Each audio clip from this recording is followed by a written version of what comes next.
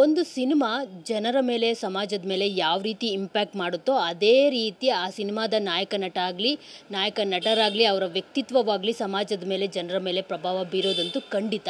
So ಇದೀಗ ಎಲ್ರಿಗೂ ಗೊತ್ತಿರುವಂತೆ ಚಾಲೆಂಜಿಂಗ್ ಸ್ಟಾರ್ ದರ್ಶನ್ ಅವರು ರೇಣುಕಾ ಸ್ವಾಮಿ ಅವರ ಕೊಲೆ ಆರೋಪದಲ್ಲಿ ಆರೋಪಿ ಆಗಿರುವಂಥದ್ದು, ಅರೆಸ್ಟ್ ಆಗಿರುವಂಥದ್ದು. ಸೊ ಈಗ ಚಿತ್ರರಂಗ ಈ ಬಗ್ಗೆ ಮೆಲ್ಲಗೆ ಪ್ರತಿಕ್ರಿಯೆಯನ್ನು ನೀಡ್ತಾ ಇದೆ. ಒಂದಷ್ಟು ಜನ ಅವರ ಪರವಾಗಿದ್ದರೆ ಒಂದಷ್ಟು ಜನ ವಿರೋಧವನ್ನು ವ್ಯಕ್ತಪಡಿಸ್ತಿರುವಂಥದ್ದು. ಸೊ ನಮ್ಮ ಜೊತೆ ಇದೀಗ ಆಲ್ಮೋಸ್ಟ್ ಕ್ರೈಮ್ ಬೇಸ್ಡ್ ಸಿನಿಮಾಗಳನ್ನೇ ಮಾಡಿರುವಂತಹ ನಿರ್ದೇಶಕ ಹಾಗೂ ನಿರ್ಮಾಪಕ AMR ರಮೇಶ್ ಅವರು ನಮ್ಮ ಜೊತೆ ಇದ್ದಾರೆ. ಅವರು ಈ ಒಂದು ಕೇಸ್ನ ಯಾವ ರೀತಿ ಅನಲೈಸ್ ಮಾಡಿದ್ದಾರೆ ಅಂತ ಹೇಳ್ಬಿಟ್ಟು ಅವ್ರನ್ನೇ ಕೇಳಿ ತಿಳ್ಕೊಳ್ಳೋಣ. ಸರ್, ಆಲ್ಮೋಸ್ಟ್ ನೀವು ಕ್ರೈಮ್ ಬೇಸ್ಡ್ ಸಿನಿಮಾಗಳನ್ನೇ ಅಟ್ಟಹಾಸ ಆಗಿರ್ಬೋದು, ಸೆನೆಡ್ ಆಗಿರ್ಬೋದು ಮಾಡಿರೋವಂಥದ್ದು. ಸೊ ಈ ರೀತಿ ಕೇಸ್ ಸ್ಟಡಿಗಳನ್ನು ನೀವು ತುಂಬ ಮಾಡಿರ್ತೀರ ಒಂದು ಸಿನಿಮಾ ಮಾಡಬೇಕಾಗಿದ್ದರೆ. ಸೊ ಈ ಒಂದು ರೇಣುಕಾ ಸ್ವಾಮಿ ಕೊಲೆ ಏನಿದೆ ಅದು ದರ್ಶನ್ ಅವರ ಸುತ್ತಕೊಂಡಿರೋವಂಥದ್ದು. ಈ ಒಂದು ಕೇಸ್ನ ರಮೇಶ್ ಅವರು ಯಾವ ರೀತಿ ನೋಡ್ತಾರೆ, ಯಾವ ರೀತಿ ನೋಡ್ತಿದ್ದಾರೆ ಅಂತ. ಈಗ ಈ ಕೇಸ್ನ ತಗೊಂಡ್ರೆ ಇದು ಎಲ್ಲಿಂದ ಶುರು ಆಯಿತು ಮತ್ತು ಅಂತ್ಯ ಇನ್ನೂ ಗೊತ್ತಿಲ್ಲ ಏನಾಗುತ್ತೆ ಅಂತ. ಸಾರಿ, ಒಂದು ಪೋಸ್ಟ್, ಒಂದು ಕೆಟ್ಟದಾಗ ಒಂದು ಪೋಸ್ಟ್ ಹಾಕಿದ್ರೆ, ಒಬ್ಬರನ್ನ ಹರ್ಟ್ ಮಾಡಿದ್ರೆ ಅವರು ಯಾವ ಲೆವೆಲ್ಗೆ ರಿಯಾಕ್ಟ್ ಆಗ್ತಾರೆ ಅನ್ನೋದೇ ಇದ್ರದ್ದು ಚರ್ಚೆ. ಈಗ ಒಂದು ಪೋಸ್ಟ್ ಹಾಕಾಯ್ತು, ರೇಣುಕಾ ಸ್ವಾಮಿ ಅವರು ಏನು ಪೋಸ್ಟ್ ಹಾಕಿದ್ರು ಅಂತ ನಮಗೂ ಇದುವರೆಗೂ ಗೊತ್ತಿಲ್ಲ, ಯಾರಿಗೂ ಗೊತ್ತಿಲ್ಲ. ಅದು ಎಷ್ಟು ಅಶ್ಲೀಲವಾಗಿತ್ತೋ ಇಲ್ಲಾಂದರೆ ಕೆಟ್ಟದಾಗಿತ್ತೋ ಅದು ನಮ್ಗೆ ಯಾರಿಗೂ ಗೊತ್ತಿಲ್ಲ.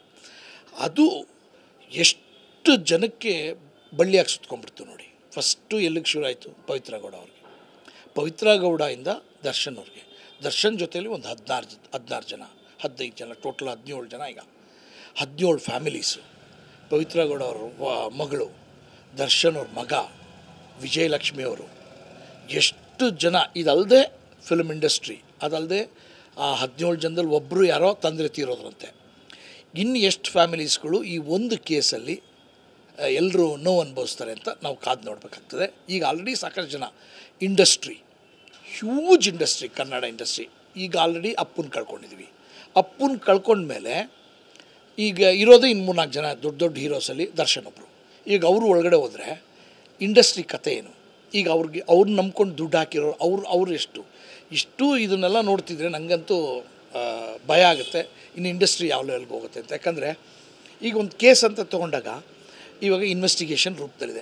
ಖಂಡಿತವಾಗ್ಲೂ ಪ್ರತಿಯೊಬ್ಬರು ಪೊಲೀಸ್ಗೆ ಸಹಕರಿಸ್ಬೇಕು.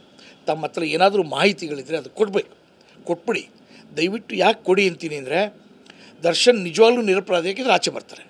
ಅವ್ರು ತಪ್ಪಿತಸ್ಥರೇ ಆದರೆ ಅವ್ರಿಗೆ ಶಿಕ್ಷೆ ಅದು ಜಡ್ಜ್ ಮುಖಾಂತರ ಒಬ್ಬರು ದೇವ್ರ ಥರ ಕೂತಿರ್ತಾರೆ, ಅವರು ನೀಡ್ತಾರೆ. ದಯವಿಟ್ಟು ಸಹಕರಿಸಿ ಎಲ್ಲರೂ. ಪೊಲೀಸವ್ರ ಹತ್ರ ಹೋಗಿ ತೊಂದರೆನೂ ಕೊಡಬೇಡಿ. ಅಟ್ ದ ಸೇಮ್ ಟೈಮ್ ಮೀಡಿಯಾನ ಬ್ಲೇಮ್ ಮಾಡೋದ್ರಿಂದ ಏನೂ ಸಿಗಲ್ಲ. ಯಾಕೆ ಅಂದರೆ ಮೀಡಿಯಾ ಅವ್ರ ಕರ್ತವ್ಯ ಮಾಡ್ತಿದೆ. ಅವರು ಪತ್ರಕರ್ತರಾಗ್ಬೋದು, ಇಲ್ಲ ಮಾಧ್ಯಮಿತರಾಗ್ಬೋದು, ಅವರು ಒಂದು ಯಾವುದಾದ್ರು ಒಂದು ಜಾಡ್ ಸಿಕ್ಕಿದ್ರೆ ಅವ್ರು ಹಿಡಿತಾರೆ. ಅದರಲ್ಲಿ ಏನೋ ಇದ್ದರೆ ಅವ್ರು ಹುಡುಕ್ತಾ ಇರ್ತಾರೆ. ಪತ್ರಕರ್ತರ ಜಾಬೇ ಅದು, ಅವ್ರು ಮಾಡ್ತಾ ಇರ್ತಾರೆ ಅವ್ರ ಕೆಲಸನ. ಅವ್ರಿಗೂ ತೊಂದರೆ ಕೊಡಬೇಡಿ. ಅದಾದಮೇಲೆ ಅದರಲ್ಲಿ ಸತ್ಯ ಇದನ್ನು ಬಂದು ಕೋರ್ಟಲ್ಲಿ ವಾದ ವಿವಾದ ಆಗಿ ಅಲ್ಲಿ ತೀರ್ಮಾನ ಆಗುತ್ತೆ. ಯಾರೂ ಎಕ್ಸ್ಟ್ರಾ ಫುಟ್ ಹೋಗೋ ನೆಸಿಟಿ ಇಲ್ಲ. ಆಮೇಲೆ ಇನ್ನೊಂದು ಎಲ್ರಿಗೂ ಹೇಳ್ತೀನಿ, ಪರ್ಸ್ನಲ್ಲಾಗಿ ದಯವಿಟ್ಟು ಯಾರು ಏನೂ ತೊಗೋಬೇಡಿ. ಆಮೇಲೆ ಪರ್ಸ್ನಲ್ ಮೆಸೇಜಸ್ ಹಾಕೋದ್ರಿಂದನೇ ಇದೆಲ್ಲ ಅನಾಹುತಕ್ಕೆ ಕಾರಣ ಆಗ್ತದೆ. ಅಲ್ಲಿಂದ ಶುರು ಆಗಿದ್ದು ಪರ್ಸ್ನಲ್ ಮೆಸೇಜಸ್ಸು.